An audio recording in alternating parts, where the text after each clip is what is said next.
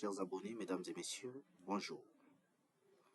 Aujourd'hui, nous allons apprendre sur une thématique un peu particulière, notamment la rédaction d'un CV logistique sans expérience professionnelle. Vous constaterez que de nos jours, lorsque les entreprises ont par exemple besoin de la main-d'œuvre, la plupart des offres d'emploi sont conditionnées par une expérience professionnelle, à deux fois de 2 ans, 3 ans, et quelque part, ça nous frustre. C'est-à-dire, quand je dis nous, c'est-à-dire nous qui n'avons pas d'expérience. Je me mets dans la peau de ceux-là qui n'ont pas d'expérience professionnelle, bien sûr.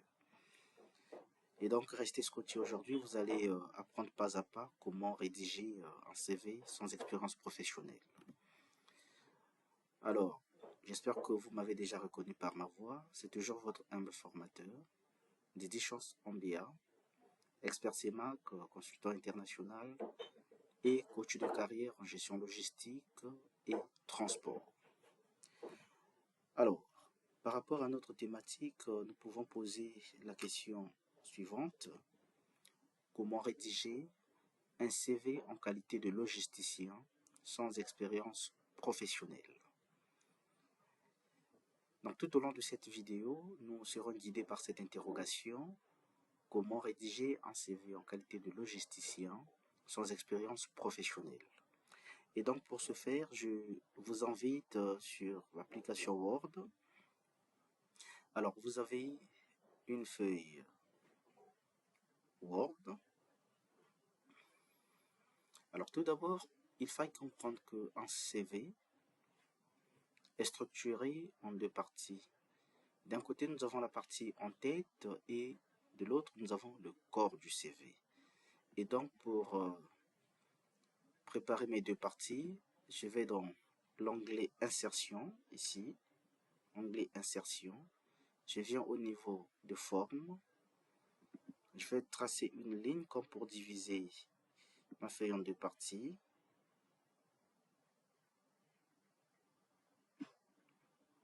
Très bien. Je vais augmenter un peu l'épaisseur de la ligne. Et bien voilà. Donc là, on comprend très bien que la feuille est maintenant divisée en deux parties. Nous avons ici la partie en tête et la partie corps de mon CV. Je vais travailler donc avec les zones de texte. Très bien. Ajouter du texte. Alors, dans la partie gauche, c'est-à-dire dans cette zone de texte, je vais mettre les informations ou je vais écrire les informations qui sont relatives à mon identité. Il s'agit donc de mon nom, bien sûr. J'écris le nom, le prénom,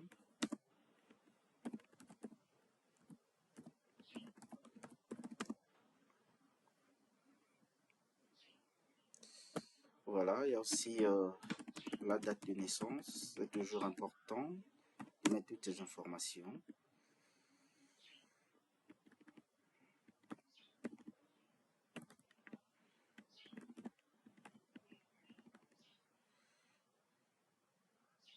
Très bien. Donc, je reviens sur l'onglet Accueil, comme pour ramener le contenu à gauche. Donc, je vais cliquer ici, aligner à gauche. Voilà. Alors, l'écriture, moi, je préfère beaucoup plus Time New Roman. Time New Roman. Et voilà. Je vais maintenant supprimer ma zone de texte pour laisser juste le contenu. Donc, contour, sans contour. Très bien.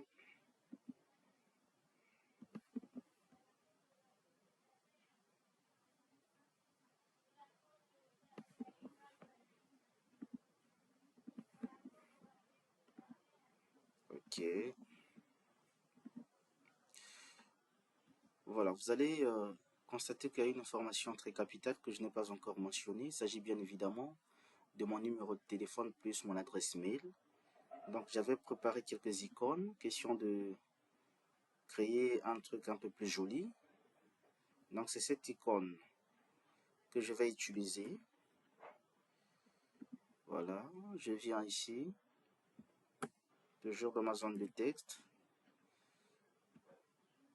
Et voilà, je sélectionne mon icône. Je vais cliquer juste devant l'icône.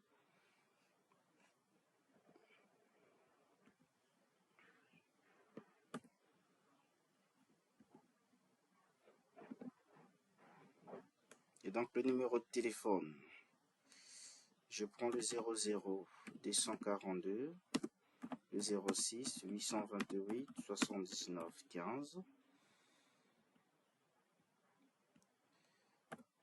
L'adresse mail, excusez-moi.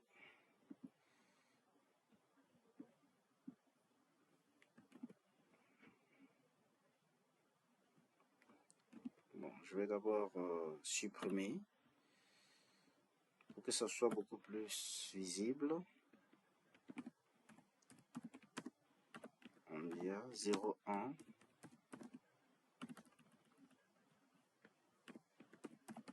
chance @gmail.com. Voilà. Je vais décaler ces informations un tout petit peu à droite. Je viens récupérer cette fois-ci l'icône. Alors, je dépose le curseur.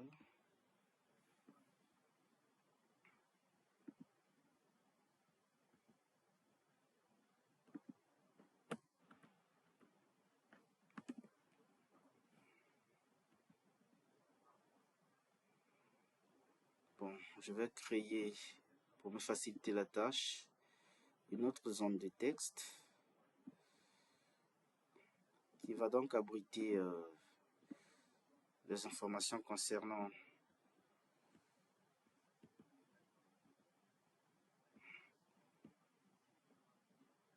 mon numéro de téléphone, bien sûr, et mon adresse email.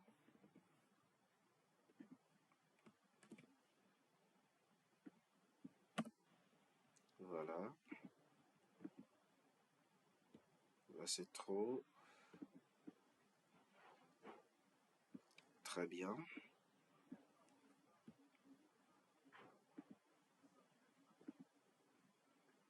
Et je vais supprimer la zone de texte. Et voilà. Donc, ici, vous avez le nom, prénom, date et lieu de naissance, le numéro de téléphone plus l'adresse électronique, l'adresse Gmail. À droite, normalement, il est toujours conseillé de placer votre photo format d'identité. Donc, je vais récupérer ma photo. Je viens. Attention.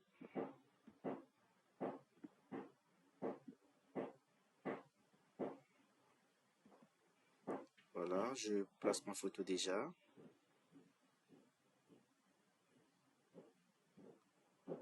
Ok. Alors,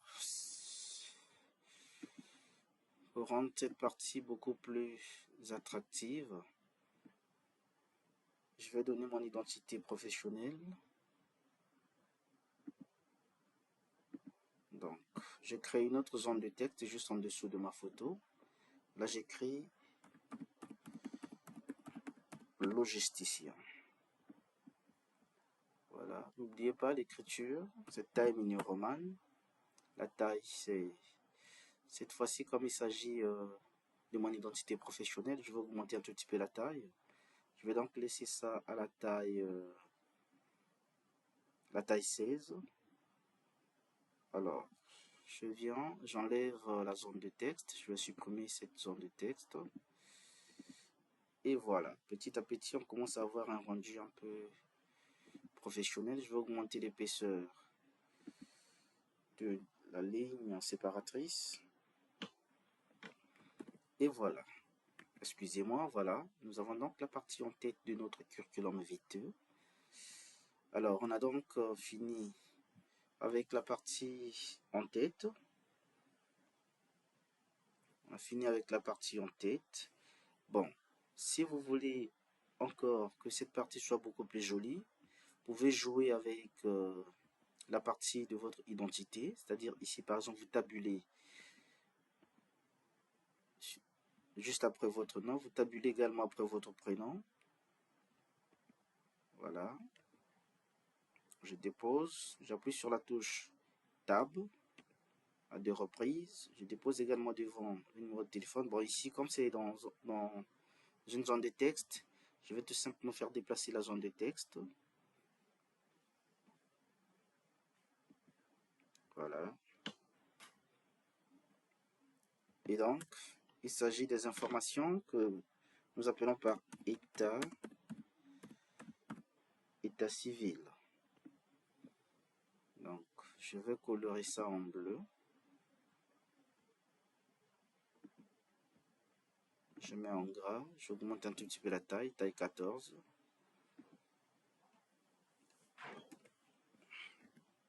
Et voilà, nous avons donc nous avons la partie en tête, bien raffinée déjà. Très bien. Et donc, après la partie en tête, nous passons maintenant à la seconde partie, c'est-à-dire le corps de notre curriculum vitae. Alors, dans le corps, dans cette partie, je vais ici un peu réduire la taille.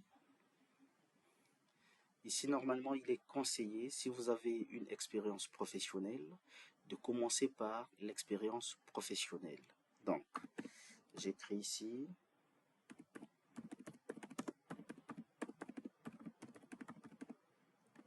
expérience professionnelle. Expérience professionnelle comme titre.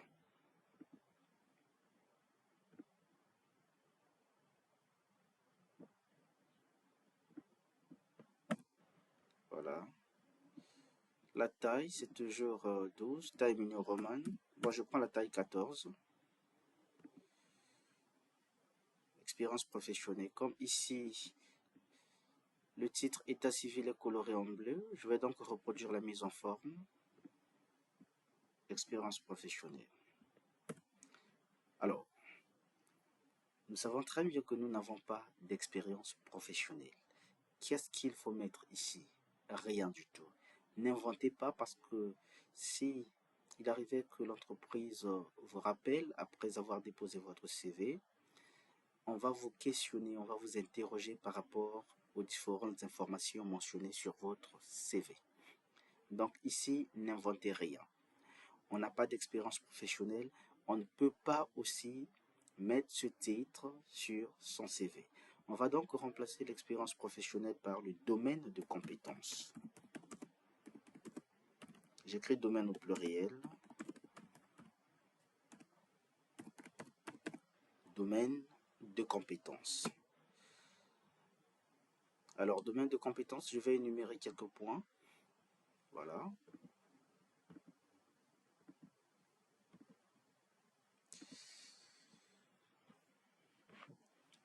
Domaine de compétences, donc en tant que logisticien, je suis capable de gérer par exemple un parc automobile. Donc j'écris gestion.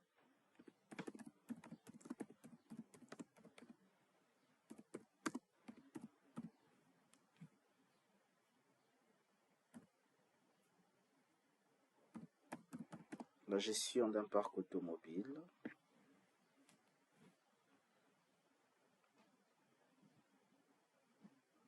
Excusez-moi, qu'est-ce que je fais? Voilà, la gestion d'un parc automobile. En tant que logisticien, je sais que pendant ma formation, on a appris sur la gestion de stock. Donc, j'écris la gestion des stocks. En dehors de la gestion des stocks, bon, pour essayer un peu de minimiser l'espace, j'écris gestion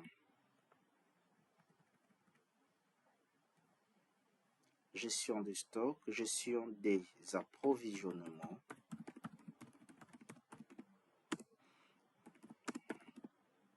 et des stocks, la gestion de la production, la gestion de la distribution,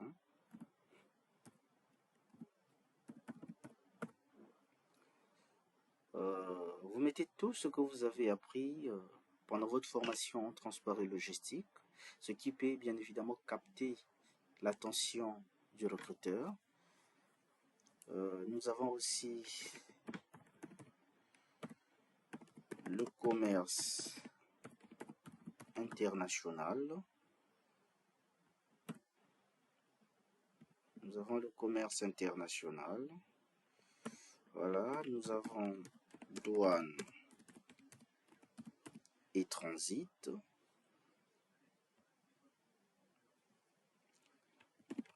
Je prends aussi la supply chain management et bien d'autres. Alors ici, je vais donc prendre la couleur automatique, c'est-à-dire la couleur noire. Voilà. Et voilà. Donc, vous n'avez pas d'expérience professionnelle, mais vous avez mis en avant, sinon en évidence, les domaines de compétences, c'est-à-dire vous informez déjà à votre futur recruteur que vous êtes compétent dans le domaine de la gestion d'un parc automobile, la gestion des approvisionnements et des stocks, la gestion de la production, la gestion de la distribution, le commerce international, douane et transit, supply chain management. Mettez des informations dont vous serez capable de les défendre le jour de votre entretien. Ne mettez pas des informations juste pour le plaisir, juste pour garnir votre curriculum vitae. Non. Si vous êtes, par exemple, je ne dirais peut-être pas nul, mais faible en douane et transit, alors ça ne sert pas de mettre cette information. Si vous avez des difficultés en commerce international, ça ne sert non plus de mentionner ça sur votre CV. Donc, vous savez déjà comment contourner cette difficulté portant sur l'expérience professionnelle. Je vais quand même continuer. Après l'expérience professionnelle, vous avez le deuxième titre, c'est-à-dire diplôme, études,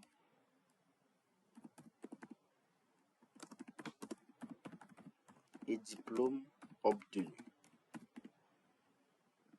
Voilà.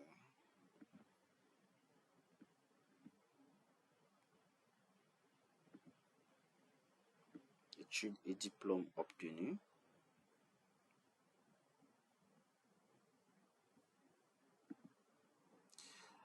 Alors, il est toujours conseillé de commencer par le diplôme le plus élevé. Donc, nous sommes en 2022.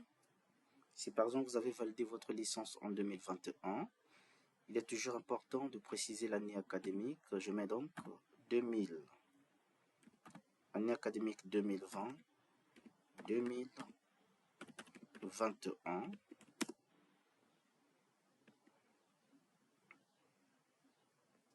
Je mets licence, excusez-moi.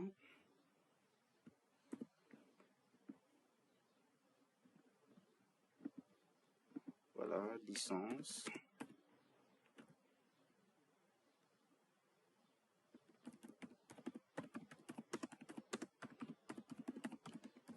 Licence en transport et logistique. Alors, je vais donc écrire ça en minuscule.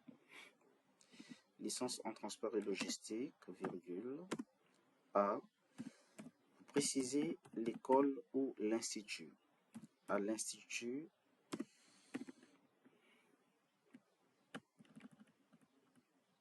et ça ne doit pas être en gras, s'il vous plaît. Voilà. Donc, je prends de... C'est juste un exemple. Hein. Là, c'est 2020. De 2017, par exemple. à 2018, 2 points. Je prends baccalauréat.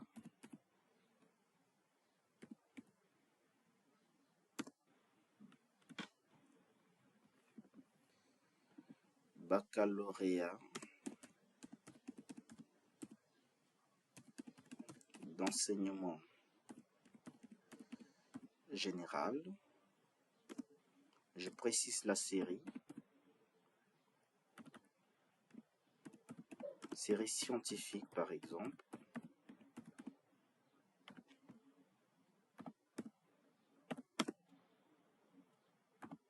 A.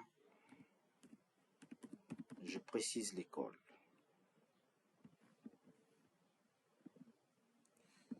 Voilà, comprenez que je travaille avec un clavier QWERTY qui n'a pas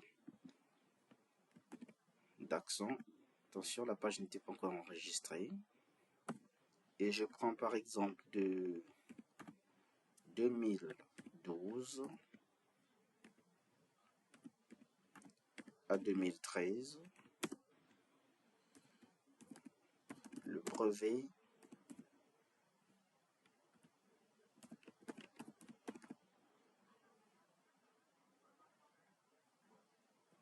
d'études primaires et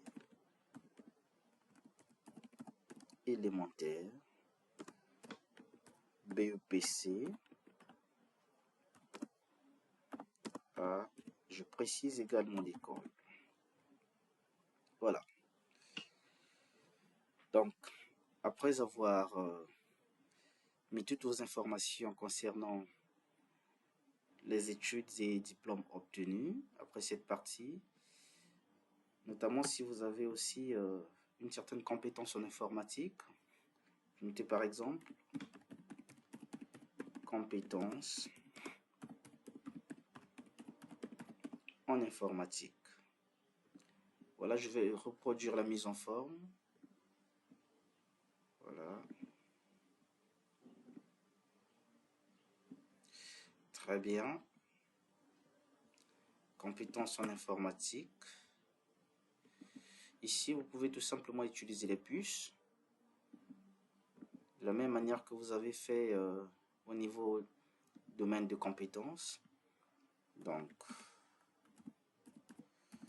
maîtrise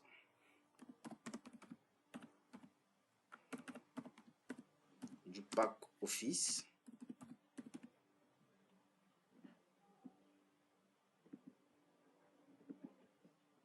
Le pack Microsoft Office.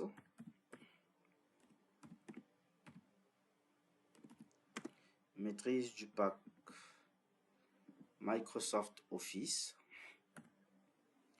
Alors, si vous maîtrisez aussi des logiciels spécifiques, par exemple comme GSM,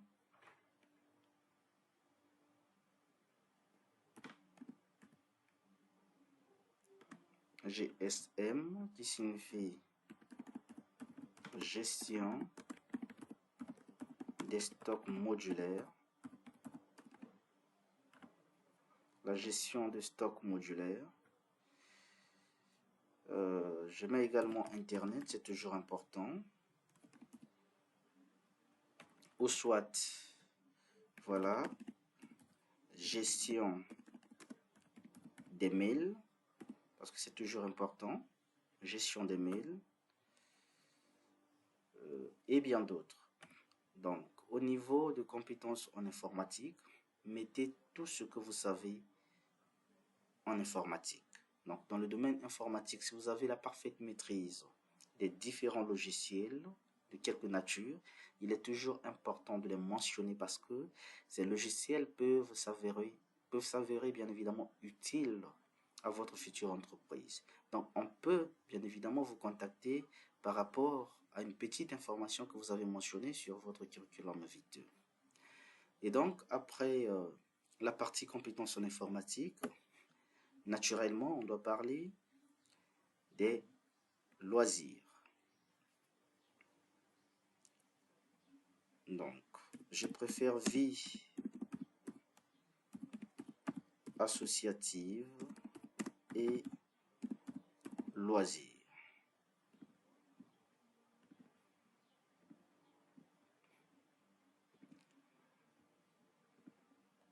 Vie associative et loisirs. Alors, ça sera juste 2 points ici. Attention.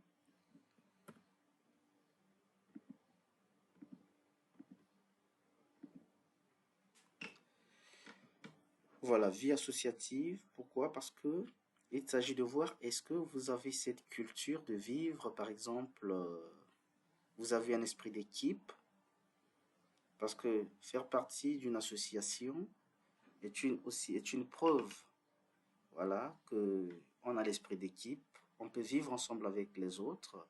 Donc, si une fois on a la chance d'être intégré dans telle ou telle structure, on n'aura pas du mal à s'adapter. C'est toujours important. Donc, si je vais écrire membre du club sportif,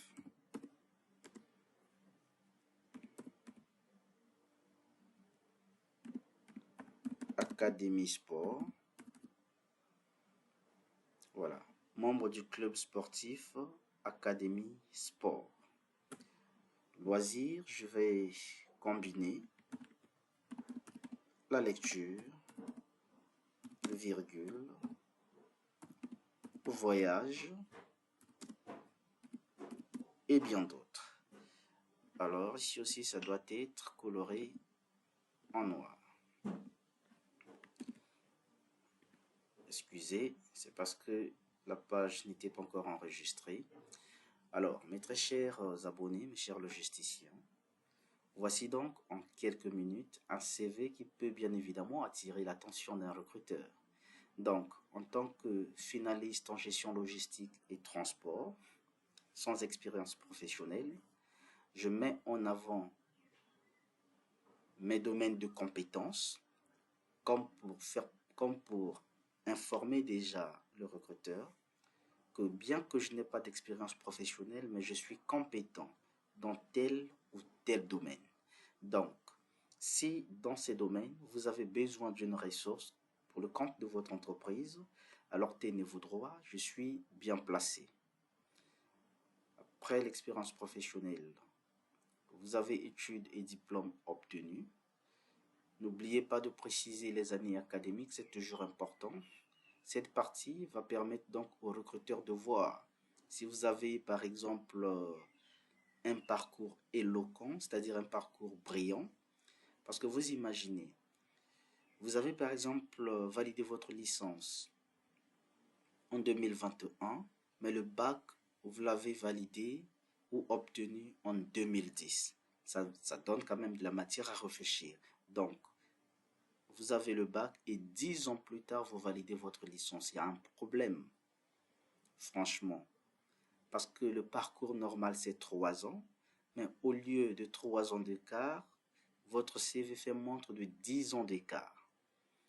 Donc, voilà pourquoi il est toujours important de préciser les années académiques comme pour informer le recruteur sur votre parcours brillant, bien évidemment.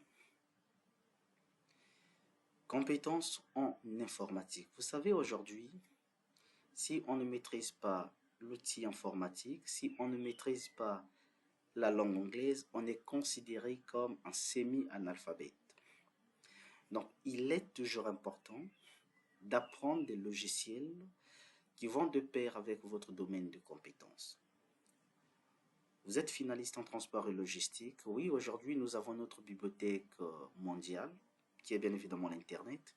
Posez des questions simples sur le moteur de recherche Google, du genre, quels sont les logiciels ou quels sont les 10 meilleurs logiciels de gestion de stock? On va vous lister ces logiciels. Quels sont les logiciels permettant d'analyser la performance logistique d'une entreprise? Vous aurez ces logiciels. Quels sont les logiciels permettant la gestion d'un parc automobile? Automatiquement, c'est-à-dire en quelques minutes, vous aurez toutes ces informations. Et c'est à partir de ces informations que vous pouvez vous concentrer à la recherche, bien évidemment, de ces logiciels afin de les apprendre, ou soit aller vers des cabinets d'expertise qui proposent des formations, bien évidemment, en ce qui concerne ces outils. Alors, mes très chers logisticiennes et logisticiens, voici donc en quelques minutes l'information que je voulais mettre à votre disposition afin de vous soulager.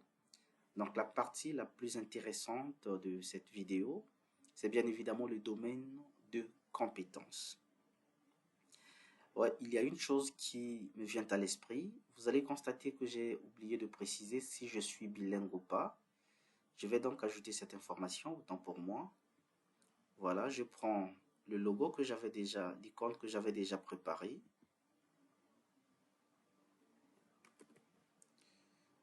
Je reviens ici. Voilà.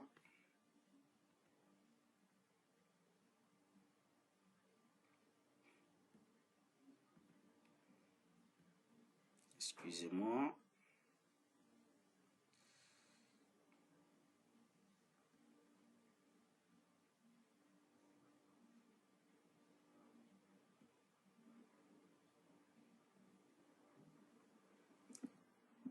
Voilà, pour que ce soit encore beaucoup plus joli, je vais copier la mise en forme des titres pour colorer ici.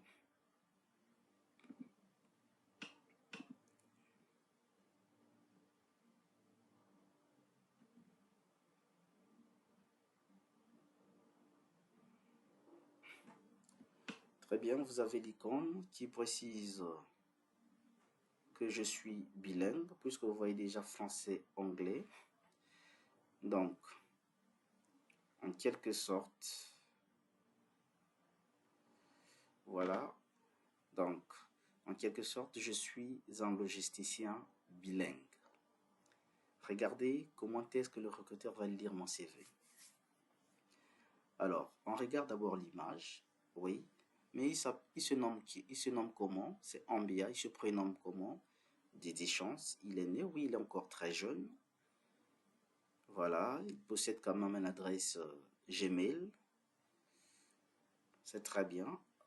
Très bien, il est bilingue, anglais-français. Il est compétent dans le domaine de la gestion d'un parc automobile, dans le domaine de la gestion des approvisionnements. Et bien voilà. Il est quand même important que nous puissions contacter ce jeune afin de lui poser la question sur ses domaines de compétences, c'est-à-dire du genre qui est-ce qui lui fait croire qu'il est compétent dans ces domaines. On va essayer un peu de discuter avec lui pour en savoir un peu plus. Donc, voilà comment est-ce que les recruteurs discutent. Je le dis en connaissance de cause parce que j'ai déjà participé à pas mal d'entretiens en tant que, en tant que demandeur d'emploi, mais aussi en tant que recruteur. Alors, j'espère que si vous suivez à la lettre tous ces conseils, vous pouvez facilement décrocher un emploi avec ou sans expérience. Je vais convertir maintenant notre CV en format PDF et vous allez voir le rendu. Ça sera très très impeccable.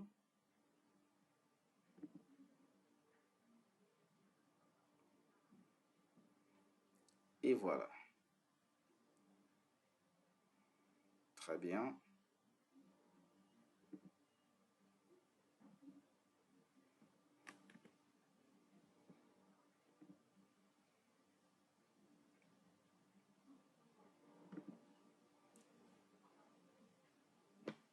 Voilà. Appréciez votre CV sans expérience.